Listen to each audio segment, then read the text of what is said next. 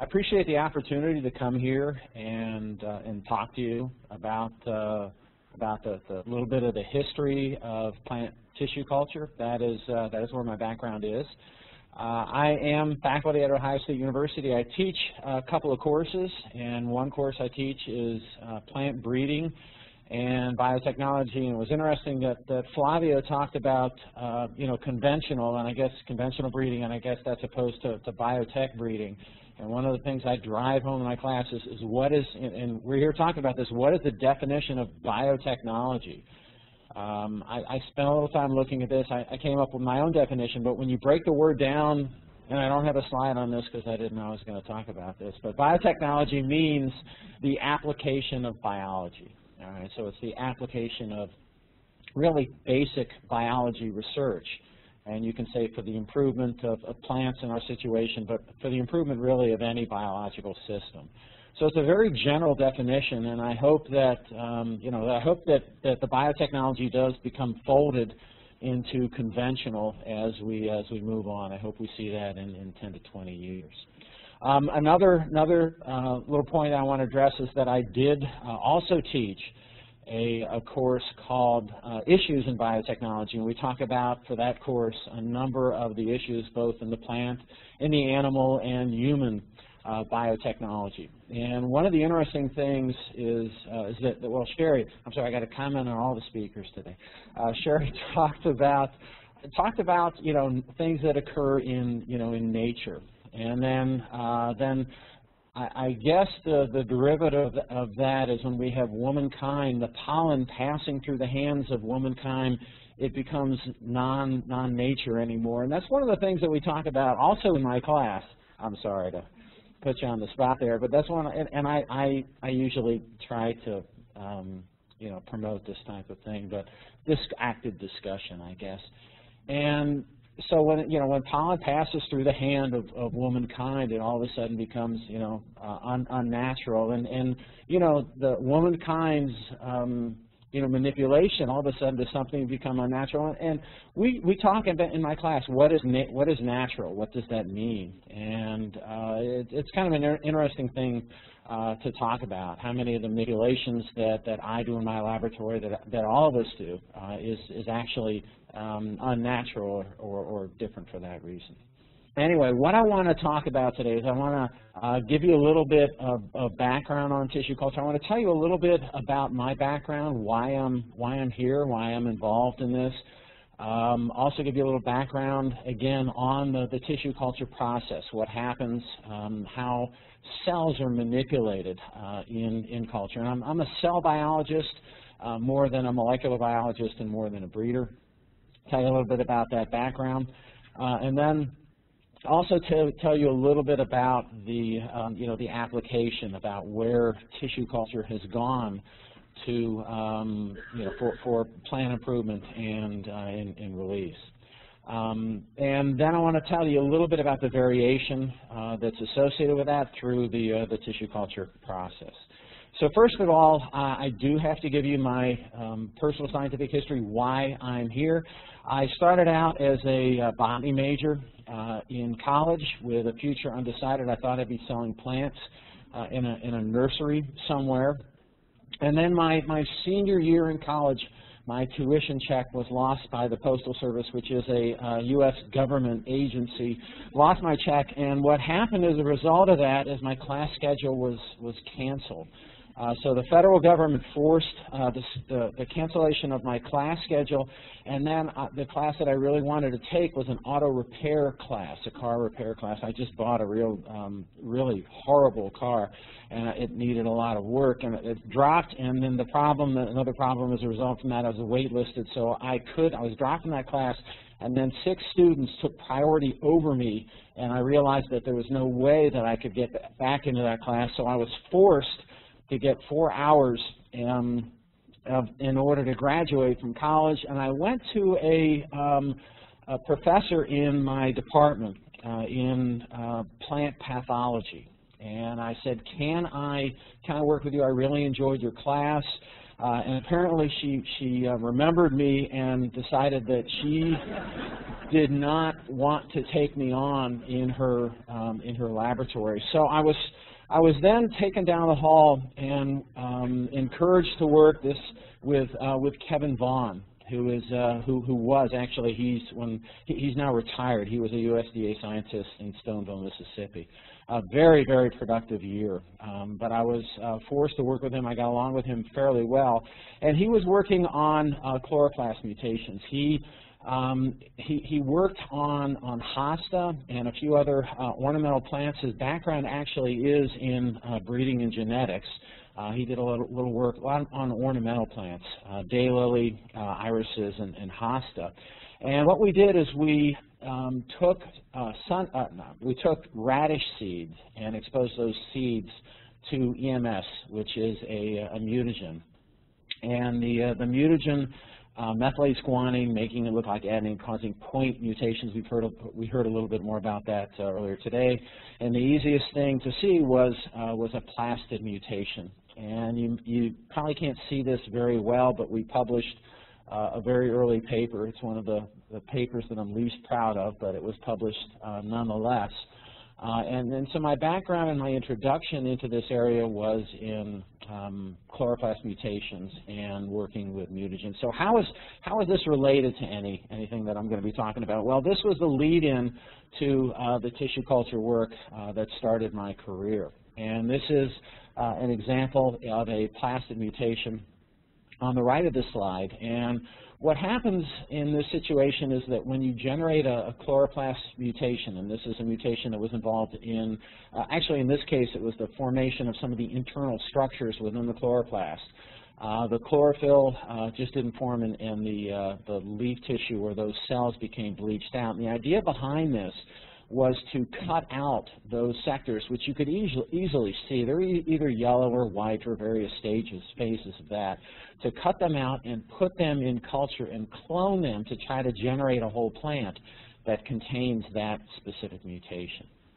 And then we did recover some variants and some mutants, and that was what we published on. But we were not able to recover any plants that contained this mutation in a solid form. But essentially, this was the start of my tissue culture experience, and I wanted to give you a little bit of background on that. All right, so moving on from that, what is tissue culture? Where's the background? Tissue culture, it was developed in the 50s and 60s as a method of rapid clonal propagation. And it's used today for propagation, generation of unique germplasm, production of doubled haploids, and for most gene transfer activities. So the ability to manipulate cells and produce large numbers of cells and to produce plants from those cells is the essence, it's the core of plant tissue culture, but it's also the core of a lot of the gene transfer activities that are ongoing. In order to introduce a gene of interest, that gene has to be introduced into that target cell. Now, ideally, this should be a freshly fertilized egg or a pollen or unfertilized egg or something like this. But in today's world, we have to, the genes are usually introduced into cells, and then those cells are manipulated in the laboratory using methods I'll talk about in a second to form whole genetically engineered plants. And I want to give you a little bit of background behind that. One of the things I guess that this group is going to be discussing is the impacts of the gene introduction process itself. But the other thing that I want to present to you today is the other side of it, which is, are there any additional changes that are associated with not the DNA introduction, but the process of generating whole plants from those single cells? And the short answer to that is sometimes, maybe, kind of. There are additional variations that can be recovered through the plant cloning process. All right, so during tissue culture, different plant tissues are placed on a medium containing different growth regulators which accelerate plant division and plant growth. The plant cells are manipulated by modifying the medium to multiply those cells or cause differentiation into structures, organ, or whole plants. So the plant tissues then are placed on the synthetic medium, growth regulators, the auxins and cytokinins typically, and other growth regulators as well, are included, and those growth regulators cause some of those cells to rapidly divide and proliferate and respond in very specific ways. So the components of the medium have to be very properly controlled, very precisely controlled, and that's essentially the essence of tissue culture. Some of the plants that can be cultured, well, actually most plants can be cultured. These are some examples from my laboratory. We work in my laboratory on a wide array of different plants, and this shows just propagated plant material. Sometimes the material, they're organized structures, as with the, this is actually a cactus, a Christmas cactus on the left here. This is actually a Boston fern. In today's markets, I think about 80% of the Boston ferns that are purchased, at least in the U.S. in the stores, are propagated using this process. Here's poplar right here, soybean, and on the right, as most of you obviously recognize, as maize. These are the types of organisms that I work with in the laboratory. Some of this tissue resembles plants, much of it, however, doesn't. So these are the types of things that can be manipulated at a number of different levels, and the components of the medium that this tissue is, the media that these tissues are growing on, is going to be quite varied, depending on what the plant tissue is and what the desirable characteristics are. There's really three, as far as plant regeneration goes, as far as taking these cells and tissues and manipulating those cells, there's basically three main processes that are used in order to recover whole organisms from these tissues and pieces and parts of plants. The first process that I want to tell you about is through kind of axillary bud formation and development. So what happened, what I did is I yellowed up the cactus and the fern. And in these situations, you have naturally occurring, here's natural again, naturally occurring buds that are within the parts of this plant, and those buds are encouraged to multiply using the addition of various growth regulators to the medium. So that these are these axillary buds. Typically, these are in the axis of leaf tissue. In ferns, they're actually fern runners that are propagated. In cactus, they're terminal buds that are proliferated, but those situations here, these are axillary buds that are formed. And the axillary buds, since they're pre-existing structures that are formed, they tend to be more genetically stable. A second method is called adventitious bud formation, and that we see in the sunflower and poplar. That I've turned green here. And the sunflower, what you may or may not be able to see is there are some shoot buds that are growing out right here in the center of this tissue. And these shoot buds are growing out of an old leaf tissue that is placed on this medium. And that's adventitious bud formation. And the same thing with the poplar on the lower left. Those are poplar, that's the tree, poplars that are forming these adventitious buds. And adventitious buds are actually meristems and structures and shoot-type structures that form on a non-shoot containing tissue. All right, they form. It's a mass of cells that must somehow organize and form and then grow out of that subtending tissue below. All right.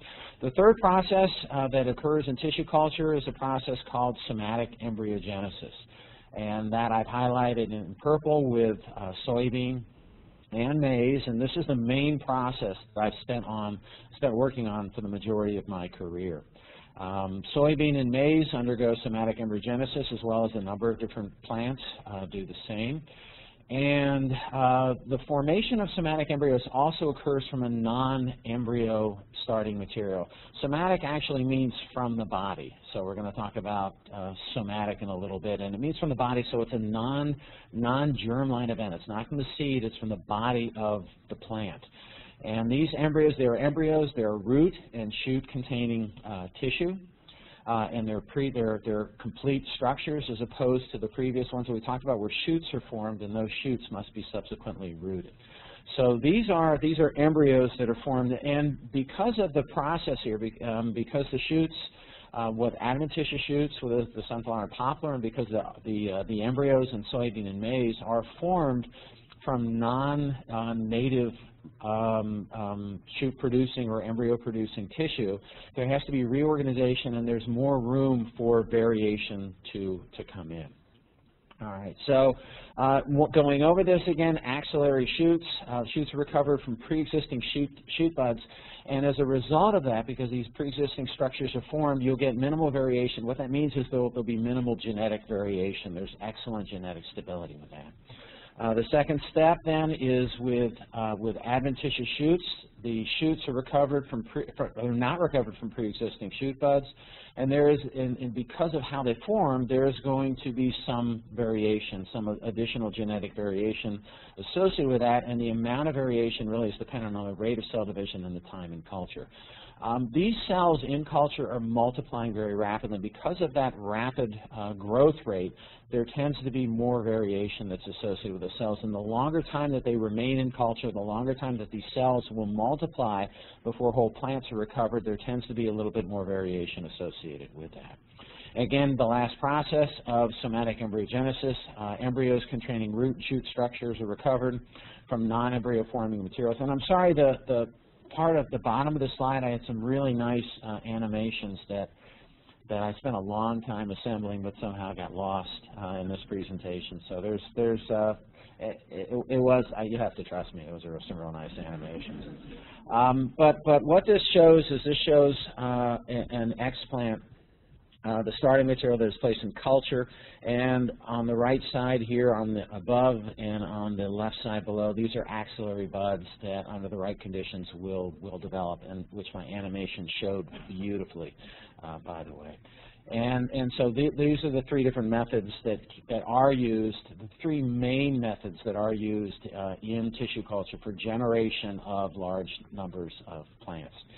This can be done, again, this is the core technology for gene transfer. So all of these things, the cells that are multiplying are targeted with specific genes for production of GMOs. But in addition to that, this process can be used just for rapid clonal propagation of certain plants, and this has been used, and there are methods that utilize these approaches. One of the other approaches that I want to talk about is the Meristem culture. Meristem culture, a cross-section through the meristem is shown on the left of this slide, and the black line shows where the actual meristem, the areas above the black line are the actual meristem, and the meristem cannot be removed and placed in culture, and that's a pre-existing shoot tip, and then that can be multiplied and propagated. The interesting thing and the advantage of using a meristem for virus elimination is, well, using a meristem is for virus elimination. So the viruses are normally transported in plants through the vascular tissue, and if you can see on this section through the meristem here, the vascular traces that are present, these are the darker green tissue in these leaf primordia here. The virus is transmitted through this tissue, but it's not really transmitted into this meristematic tissue. So this area is excised. It's a very, very small explant, less than a millimeter, that is placed in culture, and then shoots can be grown from that, and viruses can be eliminated using this approach. And again, because the meristem doesn't have these vascular connections. In this case, this is shown in potato. This works for a few other plants as well, and these are just microtubers that are formed from virus-free potato tissue. All right. As far as some other methods, the other thing I should point out, the virus is eliminated here because the meristematic area, the parts of this tissue that give rise to the additional parts of the plant are located right here. So this is the whole meristematic zone, and within this circle are really where the cell initials are that gives rise to the remaining parts of the plant. Okay. As far as using the tissue culture approaches for propagation and how this actually occurs, pineapple is one of the crops that is propagated through the tissue culture process. There's a lot of plants that are produced, at least in the U.S., that are ornamental plants, very, very high value individual plants. But in certain areas, in certain countries, this method is used for micropropagation of crop plants. And in this case, this is a facility in Costa Rica where there are 34 million micropropagated pineapples are generated per year. The pineapples here are generated through axillary bud formation. The axils are formed, they're excised, and they're placed, and it's very labor intensive. So, but this is a very useful approach for generating genetically very uniform materials of pineapple. Another situation is banana propagation, and in banana propagation it's the same thing. Axillary buds are formed, and these bananas are propagated to generate a very uniform material for release in the field.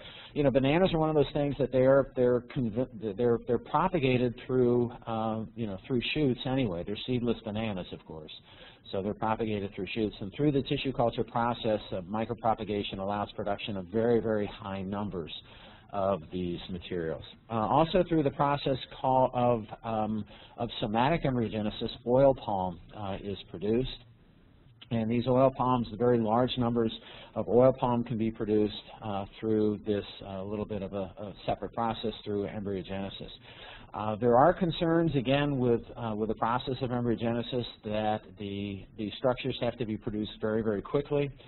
In the initial efforts that were undertaken to generate large numbers of palm, the plantlets that were recovered ended up being sterile. There was a variant, and there was a lot of sterility problems. And if you've got sterile oil palm, and it takes years and years to see a product, that's just not good. So you have to be aware of these considerations. Sterility, I should mention, is one of the first things to go for things that are maintained for a long time in culture. All right. Moving on then. This is what are these used for, and this shows working some results, early results in my laboratory on embryo formation in soybean.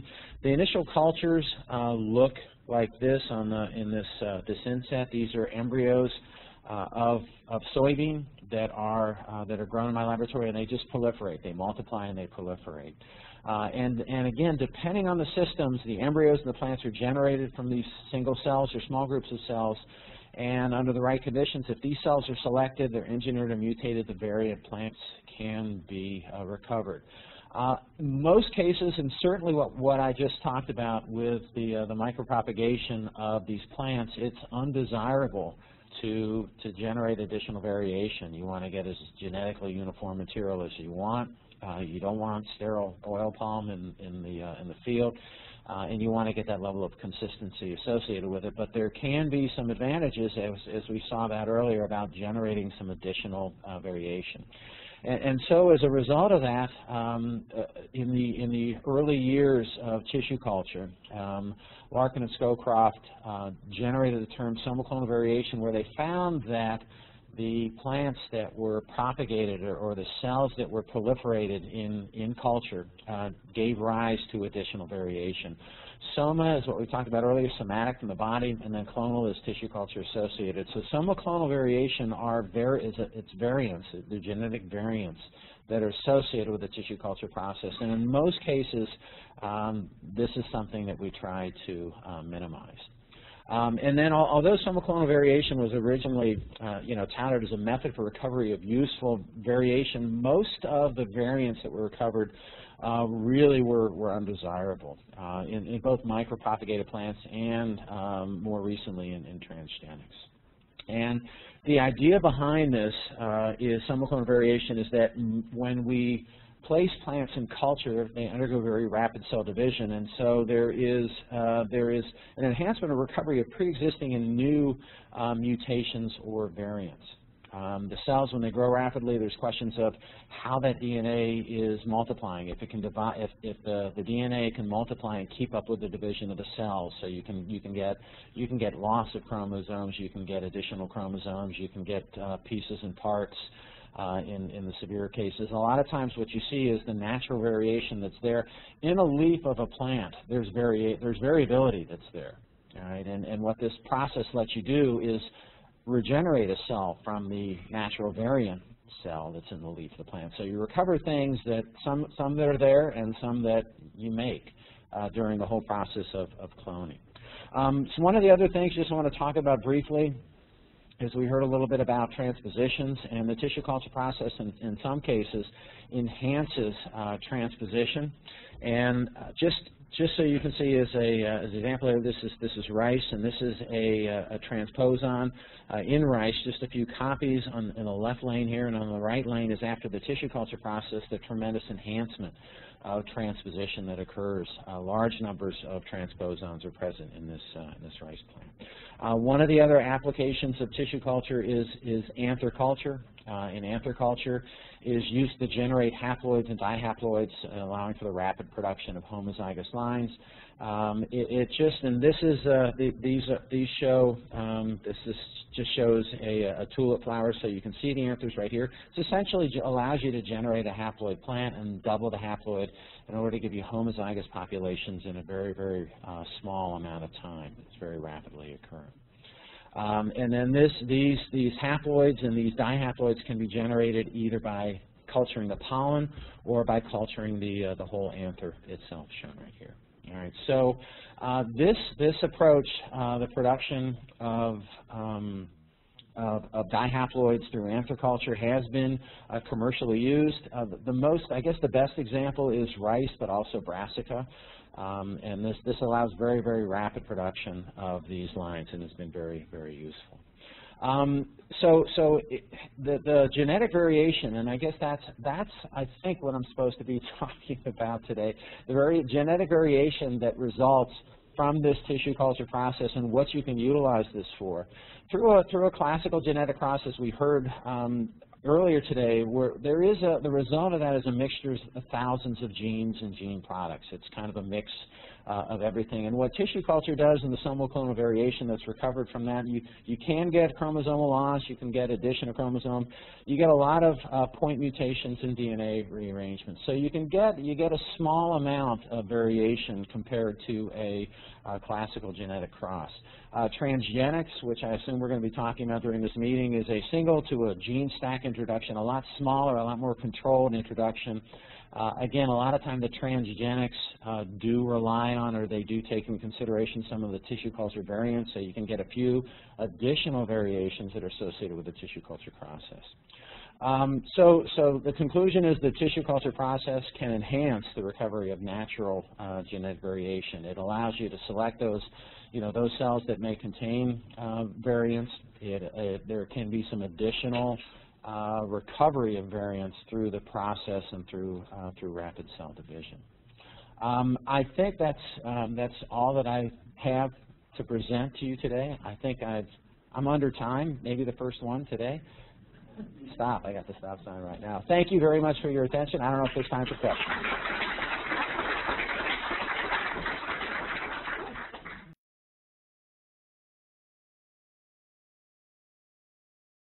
All right, so the question was comparing somatic embryogenesis and shoot morphogenesis. Is there any work that's been done to indicate which yields the most somal clonal variation, less variation? And from what I've seen, I don't know if there's been a direct comparison of those two processes. There are very few plants that undergo both processes the same way, so it's very difficult to do the side-by-side comparison that you suggest.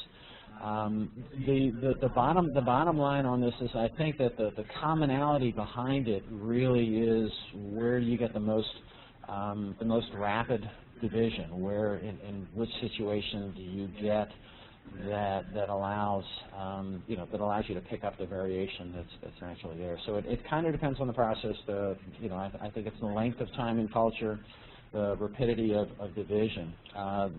Certainly, axillary bud formation is, with the pre-existing meristems, shows the least variation.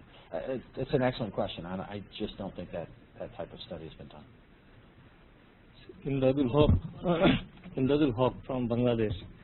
I have a question on somal clonal variations. There are a lot of reasons behind these variations. One of them is mitotic crossing over. So, is there any proven record of mitotic crossing over during somal clonal variation? Is there any proven records? Any reference that it happens actually? I believe so. I don't recall. I can't bring to mind a specific case, but there are. I mean, the crossing over that does occur. There have been. I mean, when you have, you know, aneuploidy, when you have chromosome loss, and when you have these types of things, it strongly suggests that there's those additional associations. But I don't recall a specific study. Actually, we observed crossing over in meiosis, not in mitosis. That's why I'm asking. And another reason, I think, the number of subcultures. If we do more subcultures, then there is a more possibility for getting some of the variations. Is it? Yes. Yes. So was that a question or a comment? No, just a comment. Okay. All right.